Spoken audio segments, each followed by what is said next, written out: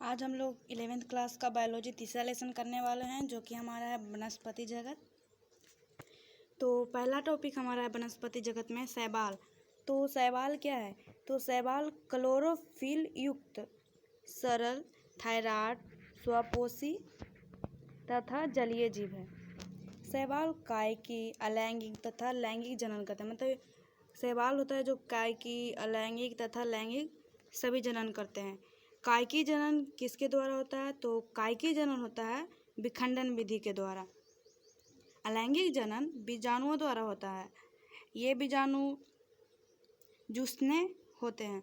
लैंगिक जनन में दो युग्मक संलयित होते हैं। लैंगिक जनन होता है जिसमें कि दो युग्मक संलयित होते हैं। युग्मक कसाभी युक्त मतलब फ्लैजिया युक्त होता है तथा माप से समान हो सकते हैं, जैसे कि क्लेमाइडोमोनस ये है जो कि एक लैंगिक जनन में भाग लेता है युग्मक।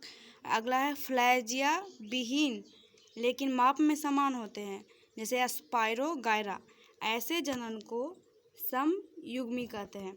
जब विभिन्न माप वाले दो युग्मक संलयित होते हैं तब उसे असमयुग्मिक कहते हैं। आगे हमारा है डिवीज़न, मतलब शैवाल के भाग पढ़ेंगे। तो शैवाल के 3 भाग होते हैं, क्लोरोफाइसी,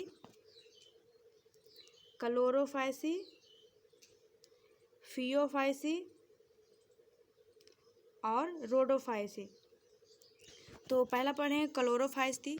तो इसका सामान्य नाम है जो कि है हरित शैवाल। इसमें प्रमुख वर्णक क्लोरोफिल ए और बी होता है। इसमें संजित भोजन स्टार्च के रूप में होता है। इसकी कोशिका भित्ति जो होती है वो सेलुलोज की बनी होती है। इसमें 2 से 8 समान शीर्ष होते हैं एवं इसमें लवणीय जल और खारा जल उपस्थित होता है।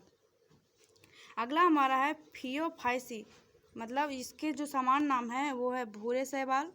इसमें क्लोरोफिल ए सी और पैचिकोजेनिक पाया जाता है। इसमें जो भोजन संचित रहता है वो मैनिटोल और रेनिर के रूप में संचित रहता है। इसमें कोशिका भित्ति सेलुलोज तथा एंजिलीन की बनी होती है एवं इसमें 2 असमान और पार्श्वीय फनलेजिया की सतह होती है एवं इसका आवास होता है तो अलवणीय जल, खारा जल और लवणीय जल। तीसरा जो हमारा था रोडोफाइसी, जिसे कि लाल शैवाल भी कहते हैं। इसमें क्लोरोफिल ए डी और फाइकोएरिथ्रिन पाया जाता है। इसमें जो भोजन रहता है फोलोडियोन और स्टार्च के रूप में रहता है। इसकी कोशिका भित्ति भी सेलुलोज की बनी होती है। इसमें फ्लेरिया होता है जो कि अनुपस्थित होता है और ये जो होता है अलवणीय जल, खारा जल और स्वच्छ जल में इसका आवास है। हम लोग शैवाल के भाग पढ़ लिए।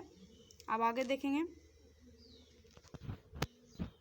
हमारा जो इसका पहला भाग था जो था क्लोरोफाइसी। तो इसके सदस्यों को हरा शैवाल कहते हैं।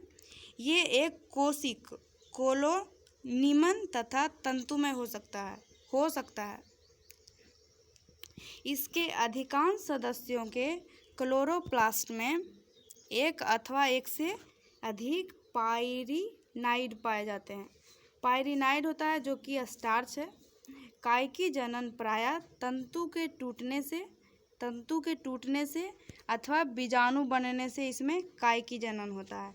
और अलैंगिक जनन फ्लैजिया युक्त जूस्पोर से होता है। जूस्पोर है जो कि जूस्पोरिंजा चल बीजाणुधानों में बनते हैं। इसके कौन कौन से सदस्य हैं? तो इनके क्लेमाइडोमोनस, वॉलवॉक्स, यूलोथ्रिकस और स्पाइरोगायरा तथा कारा, ये सब है जो कि इसके सदस्य हैं। अगला जो है वो है फियोफाइसी। तो ये है अथवा इसे भूरे शैवाल कहा जाता है। इसका आवास है जो कि समुद्री आवास, ये समुद्र में पाया जाता है। ये सरल, शाखित तथा तंतुमय से लेकर सघन शाखित जैसे केल्प हो सकते हैं। केल्प की ऊंचाई लगभग 100 मीटर तक होता है। केल्प में क्लोरोफिल ए और क्लोरोफिल सी और कैरोटीनाइट तथा जैंथोफिल्म होता है। इनमें लैंगिक जनन समयुग्मिक, असमयुग्मिक अथवा विषम युग्मिक होता है। युग्मकों का संगम जल में अथवा अन्य धानी में हो सकता है। युग्मक पायरियोफॉर्म मतलब नाशपाती के आकार का होता है। इसके पार्श्व में 2 फ्लैंजिला होते हैं। इसके समान सदस्य हैं एक्टोकॉर्पस, डिक्टोयोटा, लैमिनेरिया, असमगामम और फ्यूकस। ये सब है जो कि इसके सदस्य हैं। अगला जो टॉपिक है वो है रोडोफाइसी। इसे लाल शैवाल कहा जाता है। इसका रंग लाल मतलब इसको लाल शैवाल कहा जाता है। इसका रंग लाल होता है और इसका रंग जो लाल होता है फाइनोएरिथ्रिन के कारण होता है। लाल शैवाल का लाल थैलस अधिकांशतः बहुकोशिक होता है। इनमें कायकी जनन विखंडन द्वारा, अलैंगिक जनन अंचल तथा बीजाणु द्वारा और लैंगिक जनन अंचल युग्मकों के द्वारा होता है। लैंगिक जनन विषम युग्मिक होता है और इसके जो समान सदस्य हैं पॉलीसाइफोनिया, ग्रेसिलेरिया, पोरफायरा और जिलेडिम, ये सब है जो कि रोडोफाइसी के सदस्य हैं। अगला है ब्रायोफाइट। तो ब्रायोफाइट में मॉस तथा लिवरवर्ट आते हैं। ब्रायोफाइट में पादप जगत के जल स्थलचर भी कहे जाते हैं। इसको जल मतलब जो जल और स्थल दोनों पे रहते हैं। इसमें मूलसम, पत्तीसम तथा तनासम जैसी संरचनाएं होती है। ब्रायोफाइट की मुख्य काय अगुणित होती है। ये युग्मक उत्पन्न करते हैं, इसीलिए इन्हें युग्मोकोविद कहते हैं। इनमें लैंगिक अंग बहुकोशिक होते हैं। नर लैंगिक अंग को पुधानी कहा जाता है एवं मादा जनन अंग को स्त्री धानी कहते हैं। ये फ्लास्क के आकार का होता है जिसमें एक अंड का आकार, एक अंड होता है। स्पोरोफाइट की कुछ कोशिकाओं में न्यूकरण विभाजन भी होता है। ये मृदा अपरदन को रोकता है।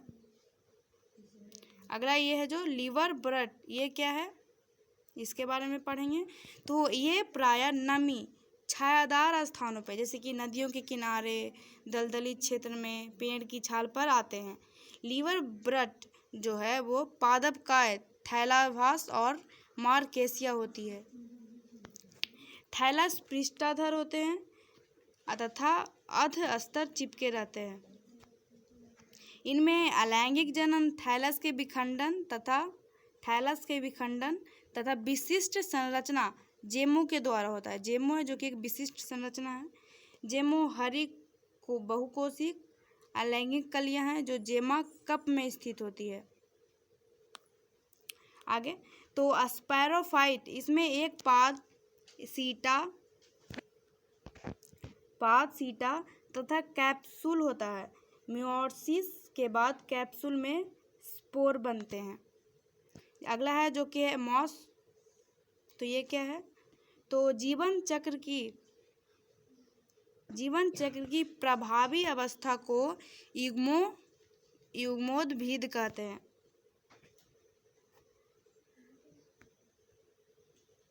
इसकी 2 अवस्थाएं, तंतु जो स्पोर से बनता है, तंतु पहला है जो कि स्पोर से बनता है, एवं दूसरी अवस्था है जो पत्ती की तरह होती है। जो प्रथम तंतु पार्श्वीय कली के रूप में होती है। तो पार्श्वीय कली के रूप में होती है। जो तंतु होता है वो विसर्पी, हरा, शाखित तथा तंतुमयी होता है।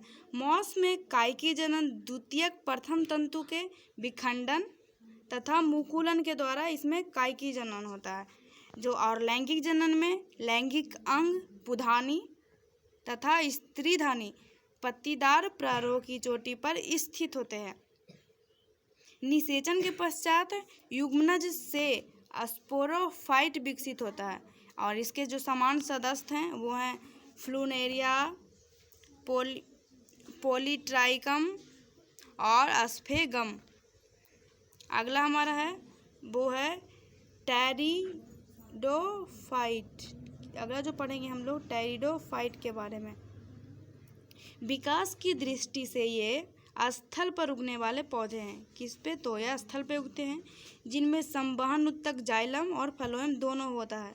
जाइलम तथा फ्लोएम दोनों उपस्थित रहते हैं। जीवाश्मी रिकॉर्ड के अनुसार 350 मिलियन वर्ष पूर्व ये वनस्पति थे। कितने? तो 350 मिलियन वर्ष पूर्व ये वनस्पति थे। टेरिडोफाइट ठंडे, गीले तथा छायादार स्थानों पर पाया जाता है। टेरिडो में मुख्य पादप काय स्पोरोफाइट है। स्पोरोफाइट में वास्तविक मूल, तना तथा पत्तियां होती है। वह बीजाणुधानी भी होता है।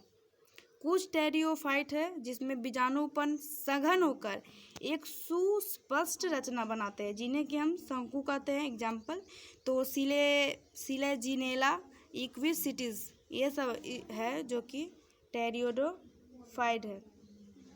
आगे तो बीजाणु अंकुरित होने पर एक स्पष्ट छोटा बहुकोशिकीय, अधिकांशतः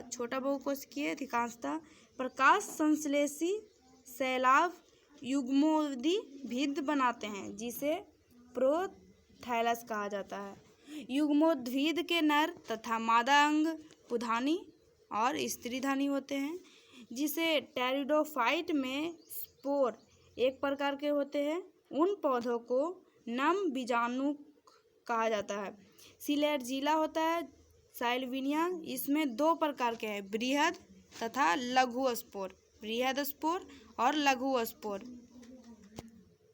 अगला है टेरिडोफाइट के 4 वर्ग होते हैं। कौन कौन?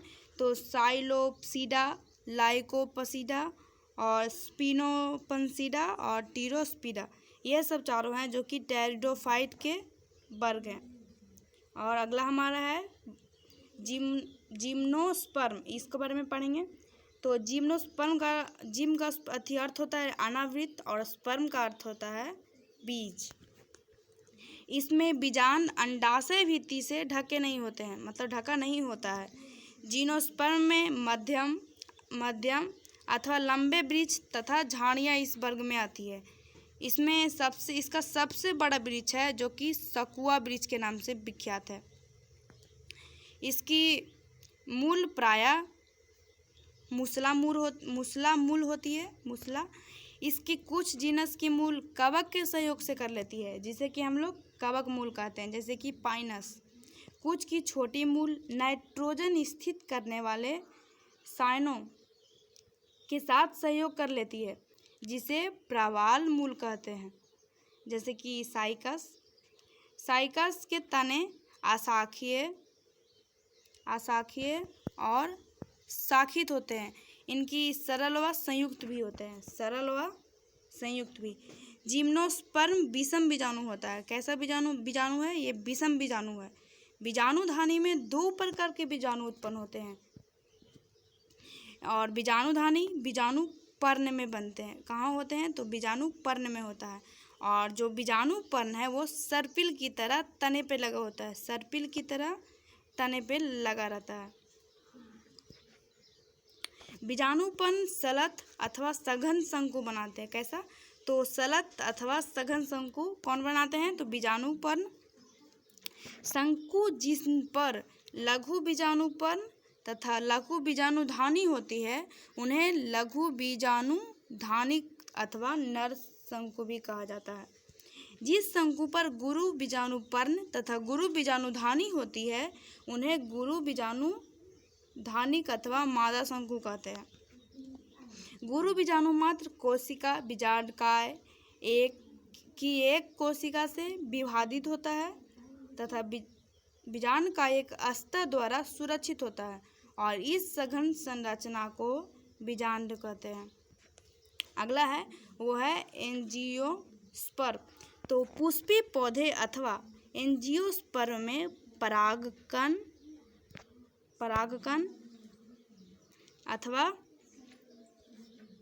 तथा बीजांड विशिष्ट रचना के रूप में विकसित होते हैं। परागकण तथा बीजांड, जिन्हें कि हम लोग पुष्प कहते हैं। एंजियोस्पर्म पुष्पीय पादप है, जिसमें बीज फलों के भीतर होता है। बीज जो होता है वो फल के भीतर होता है। यह पादपों का सबसे बड़ा वर्ग है। ये दो वर्ग जैसे कि द्विबीजपत्री तथा एक बीजपत्री में विभक्त होते हैं। पुष्प में नर-लैंगिक अंग पुंकेसर होता है, जिसे लघु बीजाणुपत्र है कहते भी हैं। और पुंकेसर में एक पतला तंतु होता है जिसकी चोटी पे परागकोश उपस्थित रहता है। पुष्प में मादा लैंगिक अंग स्त्री केसर अथवा अंडप होते हैं और स्त्री केसर में अंडाशय होता है जिसके अंदर बीजांड होते हैं।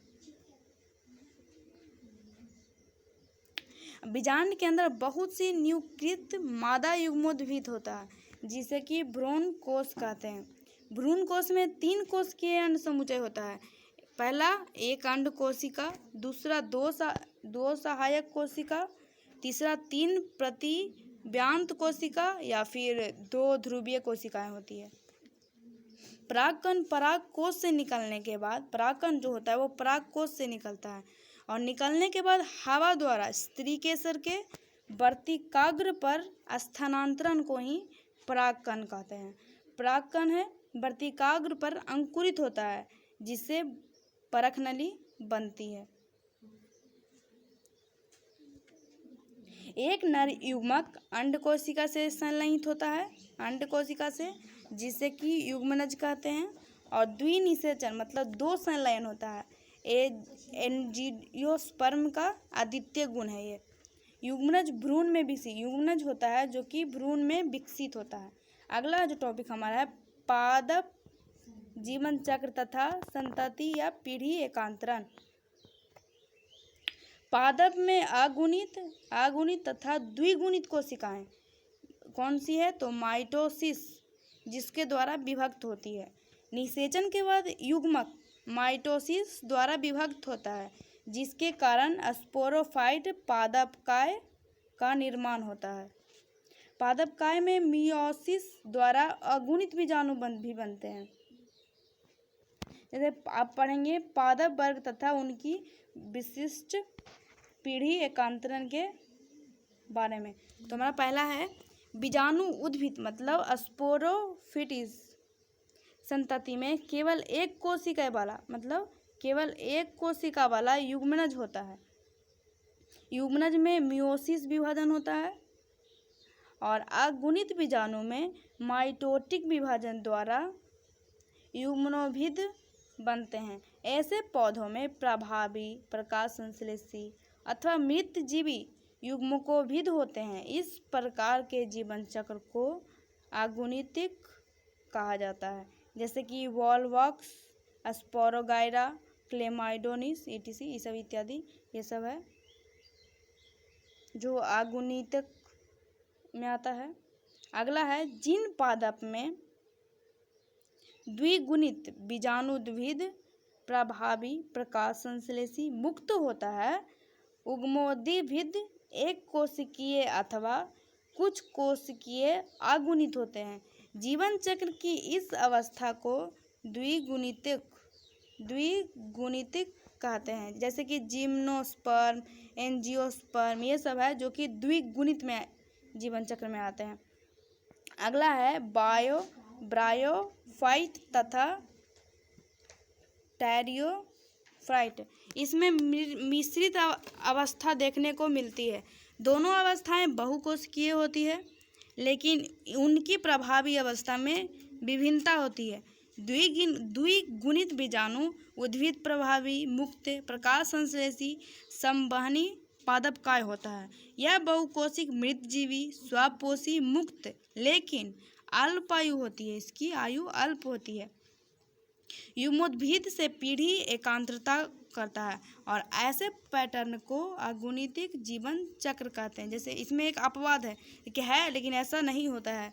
एक्टोकॉर्पस, कैल्प और पॉलीसाइफोनिया ये सब है जो कि अपवाद में है।